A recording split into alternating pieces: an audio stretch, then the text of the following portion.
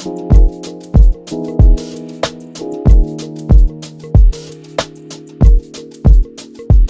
welcome back to Zedoralive Podcast. Who am I with today? Jaden, once again. What are we talking about? Identity. What it means to identify yourself, personality, that kind of thing. Situate yourself in the world. Yeah, cool. I've got a little article snippet here. Gen Z has lost authentic personal identities. What do you think about that?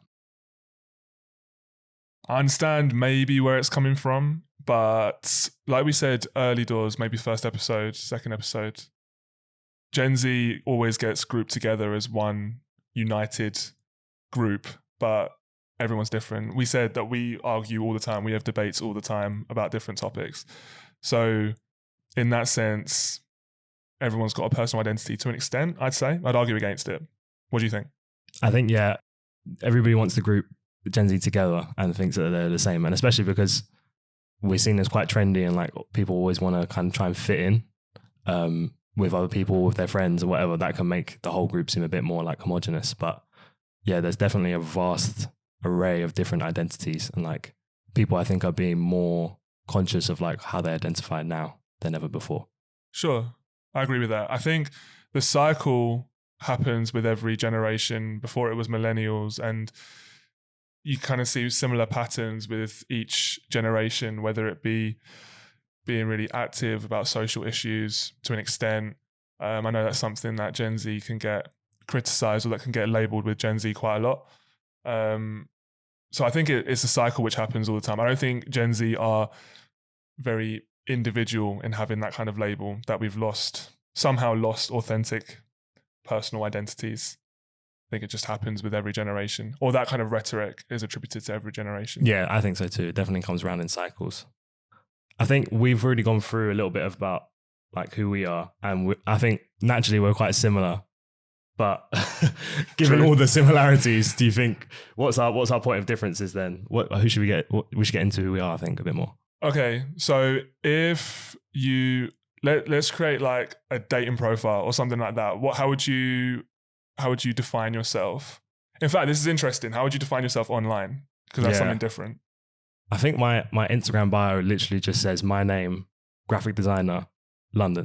Yeah. That's all it says. I think that's one of the ways that we might be quite different. I feel like I, for better or for worse, am a little bit more present on Instagram particularly. Yeah. What does your bio say? Zedoralive, I think. It just says Zedoralive. Zedoralivepod. It's like an at to Zedoralivepod. Right. And then to another project I'm trying to work on as well. But yeah, I just sort of, I suppose it's work, the kind of things that I do. But that's me trying to scale it down a lot. And also, your Instagram bio only says so much. There's the feed, there's the tagged. That's what when you want to know like about someone, you look at their tagged. Yeah. Because that's what they get up to, but they don't necessarily want people seeing. You know what I mean? That's true. So outside of Instagram, if you were just having a conversation, how would you define yourself, your personality, your individual identity? Oh, it's tough. Or how would you define mine? And then I can do yours. How would that might be a bit yours? Easier. Because a lot of the time your identity is not necessarily given to you. Yeah, and also like you. It's not something people necessarily think about on a day-to-day, like who am I, if that makes sense. It's just kind of like people just kind of like are an amalgam of like how they act, what they're into, and like all of that stuff, rather than like they define themselves as I am this, if that makes sense. Yeah. But for you, I think you're quite like happy-go-lucky, easygoing type of person, quite similar to me. Yeah. Kind of just like ride the wave. That's the impression I get. Yeah, love your football. Yeah, that's true. Love design like me. Yeah. What about you? What would you say about me? I say, yeah, similar. It's frustrating because you started the conversation saying that we're quite similar anyway. Yeah. So even in terms of like how tall we are, in similar things, you're more into your kind of anime and that kind of thing, which I haven't really gotten into too much. That's definitely something, because I know that you're also into like your graphic tees. Yeah, for sure. Not wearing one today. Yeah. But you have a lot of graphic tees, like some quite loud tees, which I really like as well. That kind of American kind of fashion style, that streetwear from maybe like early 10s, something like that. Yeah, bunch of different ways. But there's a bunch of different ways that you can define yourself. Yeah. And that's like, when we were planning this episode, we were thinking, bit morbid, but when it's all said and done, on your headstone, what will it say? What would you want it to say? And to an extent, I think it's more a case of that's not so important what you want it to say. It's how people want to remember you. And more time that's from the memories and from the experiences with you. So I think it's almost irrelevant to an extent. Like your personality is not something that you define, it's something that's given to you. Yeah. I think there's two sides of it, isn't it? There's like how you decide to identify yourself, and then like how other people perceive you as well. So like sometimes those two things can probably be quite similar. Yeah. And then in other times you might identify a certain way, and then like people just see you completely differently. And that can also make you a bit uncomfortable maybe, because there's a disconnect between like what you want to be or who you are and how people actually see you. Yeah. Right? Yeah. Have you had that where you feel like someone sees you in a different way to the way that you want to be perceived? I think people understand like how I portray myself, and quite similar to how I actually want to be. Like those two things are quite closely paired together. Maybe like the things they don't understand are because of me like not sharing those things, or like, you know, the aspects of my personality that I want to hide, like my insecurities or whatever. Yeah, if that makes sense. For sure. Okay, so maybe a bit of an easier way to ask the question that we've been like kind of circling around. What would be in your Jaydon starter pack? Oh, that's a good question.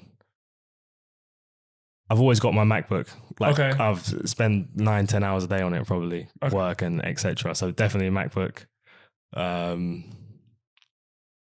What else? Pair of trainers, always. Yeah. New Balances at the moment. Which ones? 2002s. I've got like three pairs that I just like rotate through. Okay. One of them is actually battered, but yeah. New Balance look quite good as beaters though. That's what I've heard anyway. Yeah, I think so. What else would I have in mind? My phone, probably. Yeah, this is really Gen Z right now.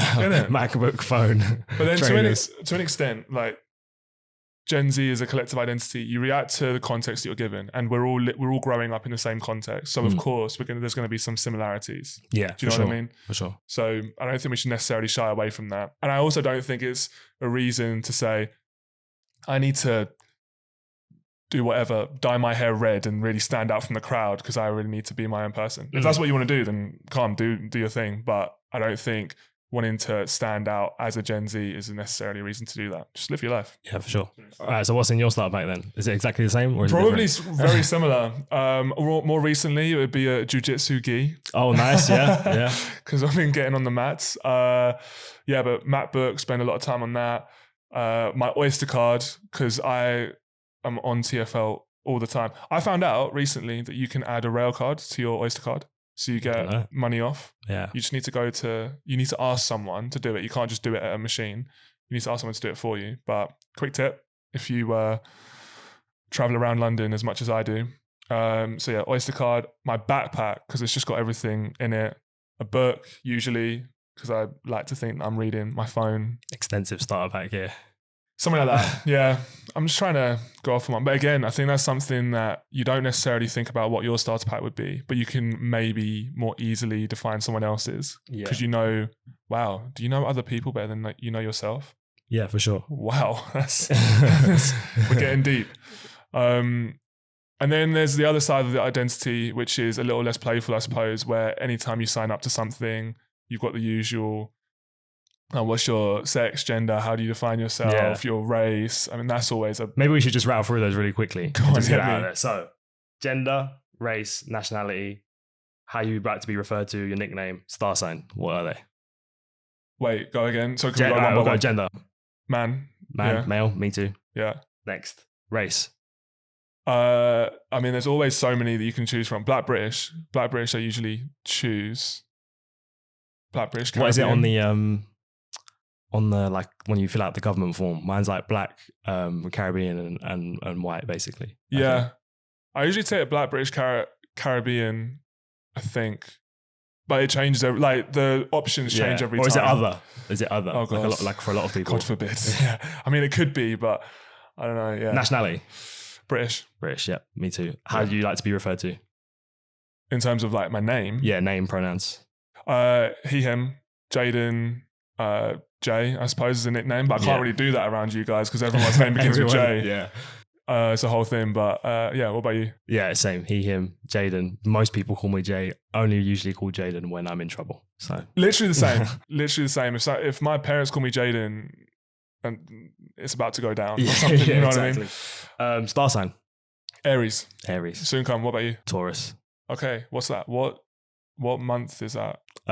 Good question. April the something to May the something. Are you April as well? No, I'm born in May. I was going to say, if we were both born in April, that would be What's crazy. What's after Taurus? Gemini, no? Yeah, Gemini. Yeah.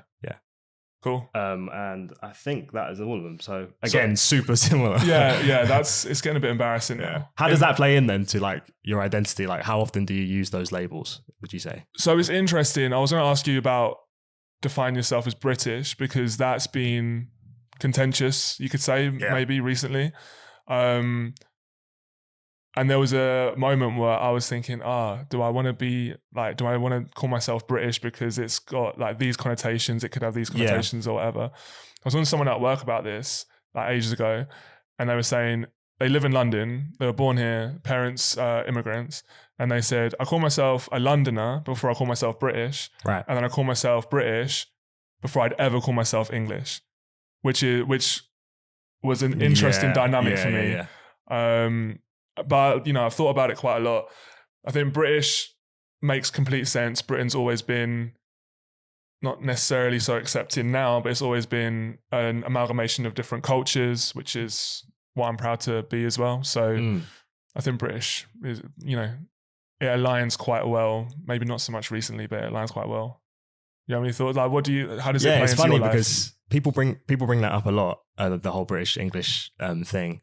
But like, it's a label that not many people would like use day to day. So like, right, if you said, "Oh, I'm British," a lot, people might be a bit, what do you mean by that? Do you know what I mean? Like, so like it brings up like sometimes the labels that you're given or you ascribe to like don't necessarily actually come up that much day to day. Like you don't even really use them. Yeah, and it shows how much they matter to people. Like some people will be like, "I'm really proud to be British, English, or whatever," and then other people are like, I am British, but that doesn't really form much of my identity, if that makes sense. Yeah, it's interesting. I see my family who were immigrants and came over here. They are very, very proud to be British. And, you can have some of them are royalists or whatever it might be, like very proud of it. So they play into that, really talking about, I'm British and I'm proud of it, that kind of thing. And I know you said that some people can look at it with a little bit of skepticism. Yeah. But you can't blame these people for thinking that because, it was indoctrinated into them.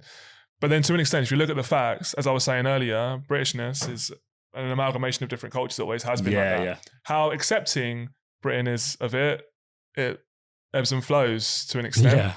Yeah. But what I was saying earlier about defining yourself as a Londoner, I think that's important as well. I think football again, but Thierry Henry, he's French, but he defines himself as a Londoner. Really? Yeah. Interesting. Big time. He'll talk about it in podcasts. Does he live in London? Yeah, I think so. I mean, he's probably got gaffs all over the gaff, but he has defined himself as a Londoner, which is quite cool. And I think that plays into how fluid like your identity and your personality can be. It's just about your lived experience. For sure. It's not necessarily like these are the facts, which kind of plays into. Have you ever had a DNA test, or has anyone in your family? I've never done one. No. Would you be interested in doing one? Yeah, I would actually, considering like we're both mixed race and like the kind of tracing back the provenance of like where we're from and like the history is something that every family is like different. Some people seem to be really knowledgeable about that, and other people are like completely lost as to where they actually originally come from, other than just the Caribbean or this place, if that makes sense. Yeah, for sure. How do you feel about like being mixed race and like that being part of your identity? So it's interesting.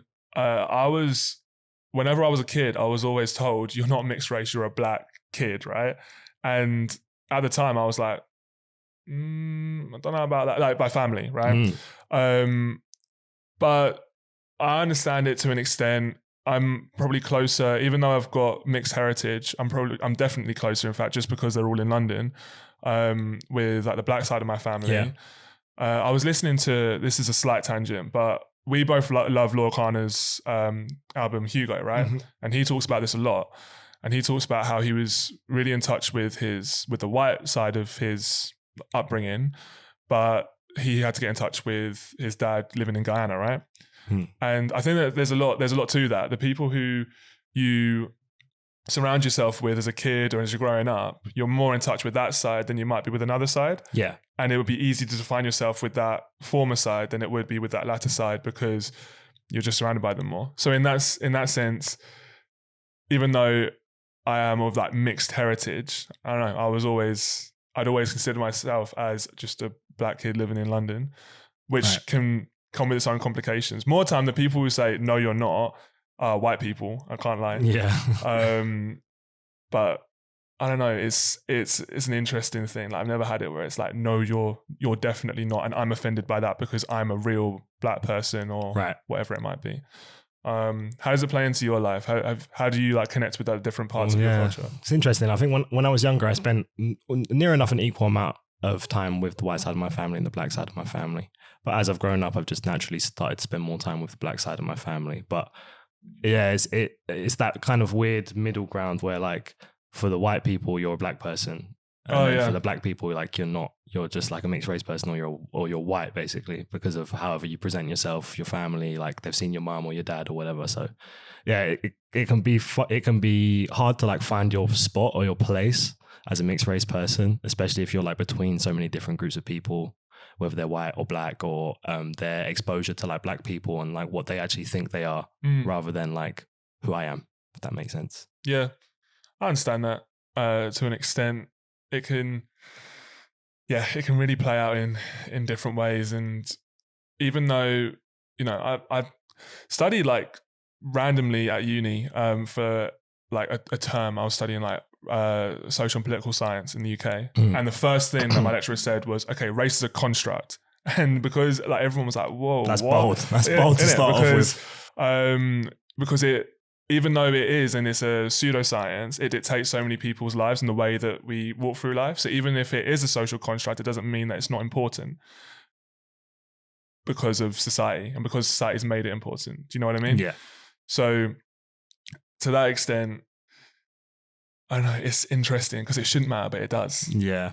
You know and we've seen it so much with like rappers, like Logic. You were talking about Lil Kana, but his race has been brought into contention constantly, and he even raps about it a lot as well. So like, what do you think about like him bringing that up and then people's responses to that? Like, do you think they should respect what he says or should they challenge it? Like, I don't think it's a bad thing to be challenged because if anything, it can help you refine your own argument and it can bring to light things that you may have not thought about before. Challenging just to like take the mick out of someone isn't very helpful. If you're just trying to like troll someone, it's not very helpful. But clearly, I don't listen to Logic too much, but I know that I just see him in memes, so I'm not going to talk about it too much because I know I'll become one of them trolls. But for Lil Kana, you know, it came up, his race and how he sees himself in like his family or in society. It came up a little bit on his first couple of albums, but he really hit home on Hugo. And I think that's when he took the time to really come to terms with it. He had a kid. He wanted his kid to be connected with the black side of his family, which he wasn't necessarily connected to. He's spoken about how that affected him and he didn't want his kid to go through the same thing. So I think if the way that they want to talk about it manifests through their art, I think that's fair. As I say, I'm not going to talk about Logic because I just see him on the Charlemagne interview. Yeah, because some people might say, you know, he's got the advantage of being able to like integrate himself into black culture, use all of their kind of influences on culture and style, but he's also afforded the privileges of white people because he's white passing and, you know. Yeah. So he's kind of like bringing tension through kind of trying to play both sides when really his whole argument is like he's just trying to be himself. That's who he is. He is a mixture of both of these things. So yeah, how do you think that plays into like identity that people claim and then like the communities and the other people who identify in a similar way? And like their response to that? Because some people might be offended by somebody identifying in the same way as them if they don't believe they are the same, right? Yeah, totally. And this is something that I've thought about quite a lot as well because of the fact that race is a pseudoscience, right? It's not something which I mean, it's not scientific. It's not a scientific part of you, even if it dictates a lot of your life. And it's something which is given to you. So really, you could argue that the way you see yourself doesn't really matter. It's the way other people perceive you to an extent. Like, you could argue that. And because of that, it can become a minefield, because you said earlier, some white people might see you as black, some black people might see you as white. So then your race is constantly changing depending on the environment that you're in.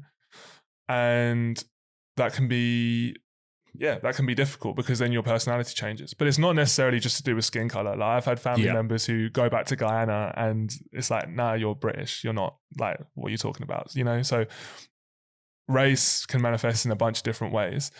But in terms of my personal experience, it can be a bit of a minefield. You're constantly changing depending on who you're with. And that kind of plays into code switching, right? Yeah. Do you ever, do you code switch yourself? How do you see it? I think a lot of people just naturally will do it because they're trying to like fit in, or they're part of a place where they feel like if they behave in the way that is authentic to them, it's actually going to be of detriment, right? Yeah. So the number one I can think of is like in a corporate workplace, right? Right. I've worked in a few companies before, and you've always got to handle yourself in a slightly different way than you probably would normally to, you know, appear prim and proper and, you know, integrate yourself into the workplace. Yeah. And some people really that has a real emotional toll on them, like having to change themselves so much to just fit in and be normal, if that makes sense. For sure. Yeah. Yeah, it's interesting. There's some people who might say that code switching is deceitful. Other people will see it as a way of like, a survival tactic. Other people just say it like it's just society. It's just you're changing depending on who you're with. Like the way that you speak to your parents might be different to the way that you speak to your mate or something like that. So I kind of agree with you on that one. And not to talk too much about rappers, but AJ Tracy has spoken about this, right? He can be, because he's an independent, he can like be in the room with like these big businesses, and he can say, look, I can dress like you, I can talk like you. So what's next? You know what I mean? So it's a way to almost bridge the gap, which has been created, whether it's by society or history or combination of both. Yeah, it can be quite hard to reconcile that as well, where like you spend so much time in your day or in your life, like not being your like authentic self, if that makes sense, like not being your real you, because you have to code switch, try and fit in with different people or change your identity to kind of just survive, like you were saying. Like, what do you think it even means to like just be yourself, be you, if that makes sense? Yeah, it does. And I know that this is a question that we had like prepped, and I've been thinking about it. It's really difficult. I think there's I think it's something that Prince said, which comes into my head, where when you're cool is when you can walk into a room and no one could walk in and make you change the way that you're acting.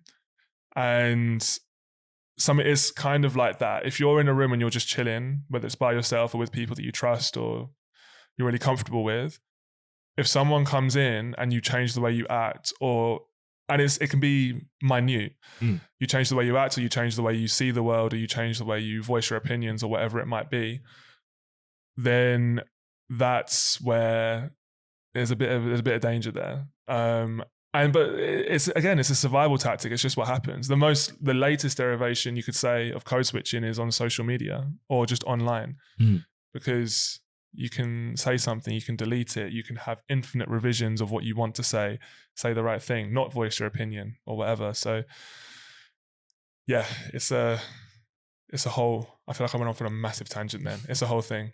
Well, what do you think? Do you think, like, I know we said that it's a survival tactic, but do you think that it can be a detriment to you forming your personality because you can constantly be changing the way that you're perceived or the way that you present?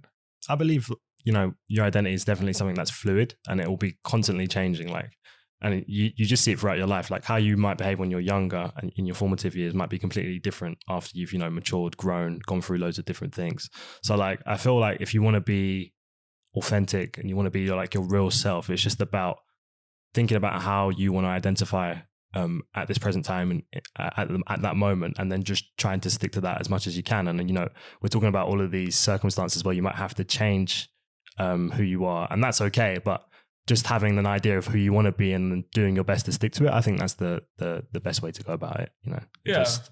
Of course, things are going to come up across along your life, and they might really change you, like serious life events or just general experiences with people, love, all of these things. But just having an idea of who you want to be and then just trying your best to like stick to that, I think that's the best you can do.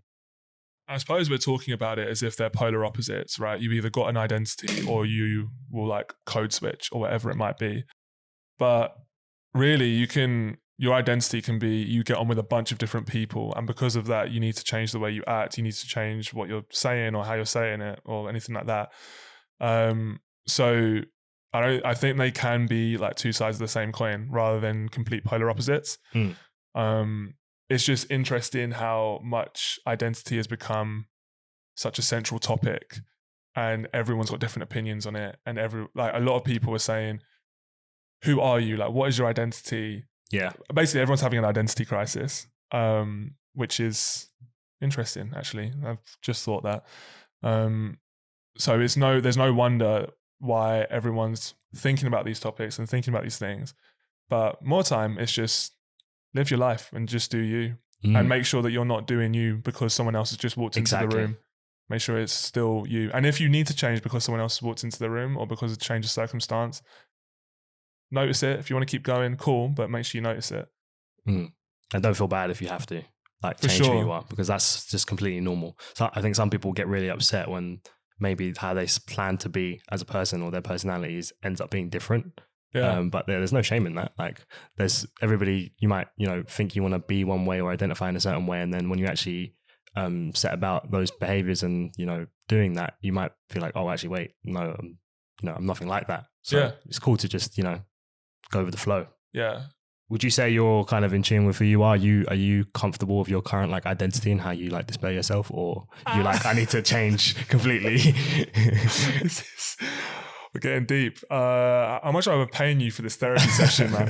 How do you feel? Yeah, literally. Yeah, man. Yeah, I'm pretty comfy with where I'm at the minute. Yeah, I think maybe over the past year and a half, there's been a lot of me thinking, okay, if this is it's more about what I believe in or what my principles are, and then making sure that my actions actually align with my principles. But I think that's just a constant work in progress, right?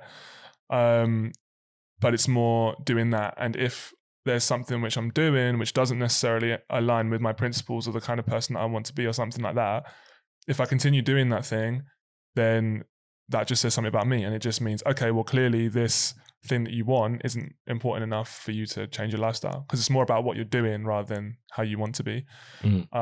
So yeah, I think I'm getting there, but I think everyone's getting there. I don't think you can ever arrive at, okay, I'm perfectly aligned with who I want to be. Yeah, I'm in this perfect place of serenity.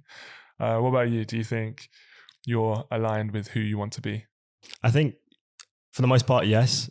I think like you said, you get to a point where you're kind of happy with how you are, how you present yourself, what you identify as. And then you think about the ways you can probably improve that, or just be more kind of firm in that, if that makes sense, and really stick to it. I think, as I've grown older, I've gotten more in touch with my emotional side, how I'm feeling, how I regulate myself, rather than just feeling stuff and then not knowing really how to react. And I think that's something that I'll continue to learn as I get older and develop and handle situations more maturely, and being more in tune with my emotional level, where I'm at in terms of stress, anxiety, that kind of thing. And not even necessarily that those emotions are causing issues, but just recognizing that I'm feeling those things, and what I can do to alleviate, exacerbate, make myself feel better, or change things. So yeah, I think it's just a big learning process, and figuring that out is definitely it's something that maybe you might never have thought of, how my identity actually makes me feel, rather than just this is how I am. But yeah, I think that's an important point. Just noticing how you feel and reacting to that, not reacting because you're feeling away, but noticing it and then making. Do you ever think back on how you used to be? Cringe moments, or when you decided that you had a phase that you wanted to be like this or identify as this, and then you did it, and then man, I mean, cringe moments, obviously you just kind of want the earth to swallow you up if you think about it. But then in terms of phases about doing this and that, did I know you guys when I dyed my hair blonde? Like this was... I didn't know you actually dyed your hair blonde. I dyed my hair blonde like twice. Wow. Yeah. I actually have thought about doing that. Mate, do it. It was actually when was it? No, you did know me because it was just before Spain. No, I didn't know you. So when was that? 2018, 2019, something like that. Yeah, I dyed my hair blonde. I got called Slim Shady quite a lot because of it. But yeah, it was a good time, especially when it grew out and then you get the skin fade and you can see the roots coming through. Right, yeah. And then it's like frosted tips, when everyone was doing that. Yeah, it was a good time. I've more recently thought like, why don't I just dye it blue or something, do something crazy like that? Yeah. But I don't really know. It's how did I get onto that? Yeah, dye my hair blonde. Did you ever have your like skinny jeans era? That was a cringe highlight for me. Extremely skinny, uncomfortable almost. But you know what it is, jeans. Right? Your personality or the way that you identify yourself is also a reaction to the context. And skinny jeans were in. Do you remember them? Skinny jeans had a moment. Do you remember like the spray-on skinny jeans? Yeah, I'm talking like Top Man. It's like hard to sit down type skinny jeans. Yeah. I remember. Oh man, we had like a own clothes day at school. Yeah. And I was in these skinny jeans and my teacher, she must have been like, I don't know, late 20s, early 30s. She was like, are you okay? Because my jeans are skinny, but wow, those are like spray on skinny. Like you could see the calf. You know what I mean? Non-uniform day was like our fashion week. Basically. It's like that's your opportunity to like really like flex on everybody. So like, who had the skinniest jeans was definitely like, that was a moment, I think. When I graduated from wearing Astros into school to wearing Jordans, that's the maturity thing. Oh, I remember that now. Jeans with football AstroTurfs. Yeah. You know what? It just makes it easier for when you're playing football at lunch. Exactly. Like, you're just like, okay, all right, watch me. I'm about to turn into Zidane. Okay, watch me. The next 90 minutes are going to be a masterclass. Until I'm gassed after 5 minutes because I haven't run. Yeah, it's it was definitely like a fashion week. In fact, I think one of our teachers kind of did one in the sense of, he was like, okay, who's got the best outfit? Now I think about it might be a bit weird, but I didn't win. I think I was just wearing like a hoodie and jeans or something like that. But the spray-on skinny jeans, they had a moment. I kind of think, on socials, everyone's saying, are they going to come back? Skinny jeans, because everything cycles. And I really can't see it happening because like, trousers, the trouser legs, the baggies are taking over right now. Innit? It's just getting massive. Like the baggy leg and the kind of slimmer trainer is having a whole moment at the minute. But then you can also wear them with like, dad shoes and that kind of thing as well. I will be happy when Sambas do like actually fall off though. Like do you not like Sambas? They've got a grip on people at the moment. You know what? I was banging to Sambas. There was a point, when mid-90s came out. Yeah. And Jonah Hill was always seen wearing Sambas and I really liked them and I wanted to get a pair and then all of a sudden it took off and now I don't want them, so I kind of get you. But then have you seen the Wales Bonner Adidas Sambas? Oh, I have seen them. Yeah. I think they're quite tough. Yeah. So I'd want to get those, but when they fall off, that's probably when I'd want to get them again, I'd like to say. Yeah, I wonder how many people will keep the Sambas as part of their identity once they're like no longer in vogue. Yeah, and which people will move on to the next shoe, if that makes sense. You know what was the one when I was at school and it was skinny jeans era. It was skinny jeans and the high top Nike Blazers. Wow. Do you remember them? Yeah. Like the suede blazer just with a massive swoosh on the side. Virgil did like a change up of them in his 10. Yeah. But they had a moment, like the cherry red blazers with the blue jeans. That is a crazy outfit. That is crazy.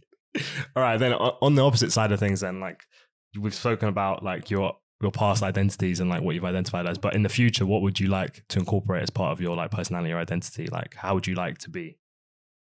Oh man, that's kind, I guess. Just known as like a kind person, got time for other people, hardworking. Yeah.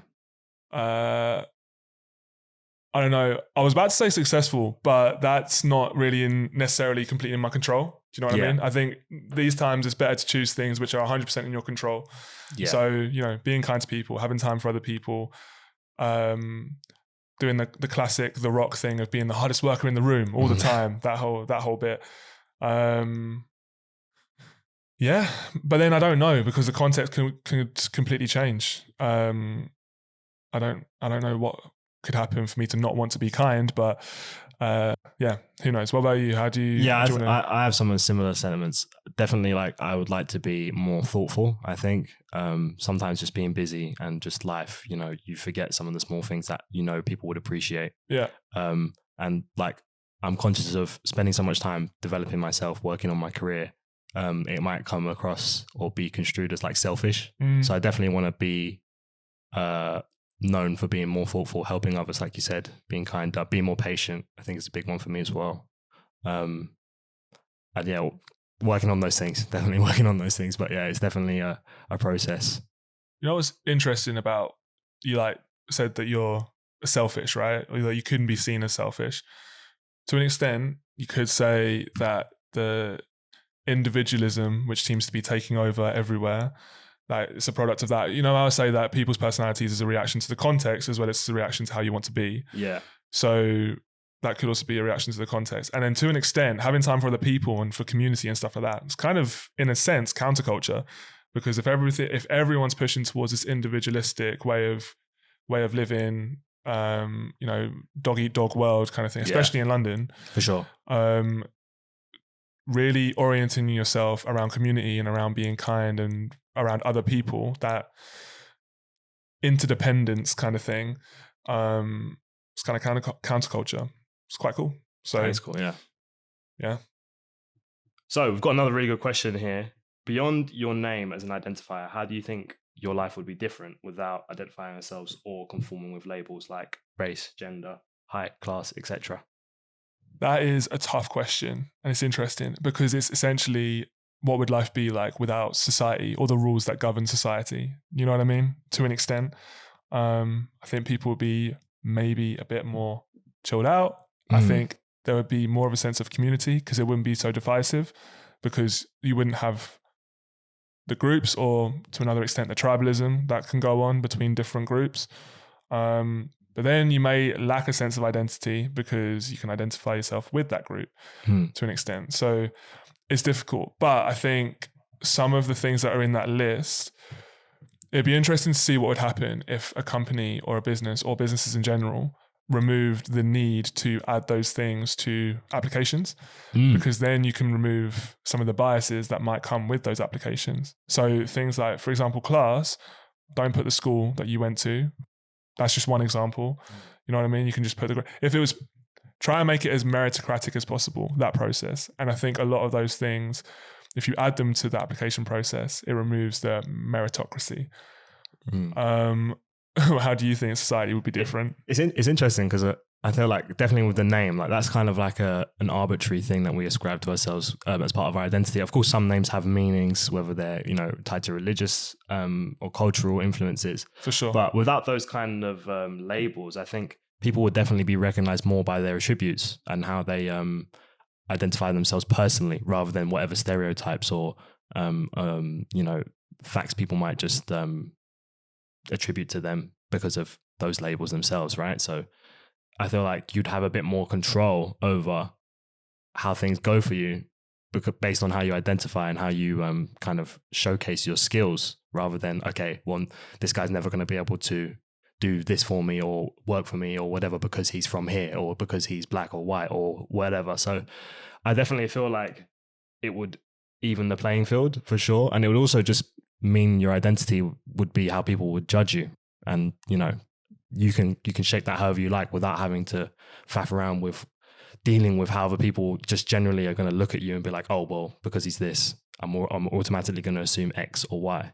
Yeah. So it could be probably quite freeing, I think. Yeah, it's more based on what you can do and who you are as a person, rather than the unconscious, conscious biases that other people might hold and assign to you. Yeah, and I hope going forward, more people can judge people based on their attributes and their skills rather than these labels. I mean, there's so much subconscious that's going on there because we live in a society like this where these labels have been so prominent. But if we could all maybe just take a step back and judge people on their character, how they treat other people, we'd probably have a much easier time. You like, again, survival tactics. You judge people anyway, like whether you like it or not. how much of communication is nonverbal? Like 80% or something like that? I think something like that, yeah. So as soon as you meet someone, you're already making judgments, but the information that informs those judgments can be quite detrimental.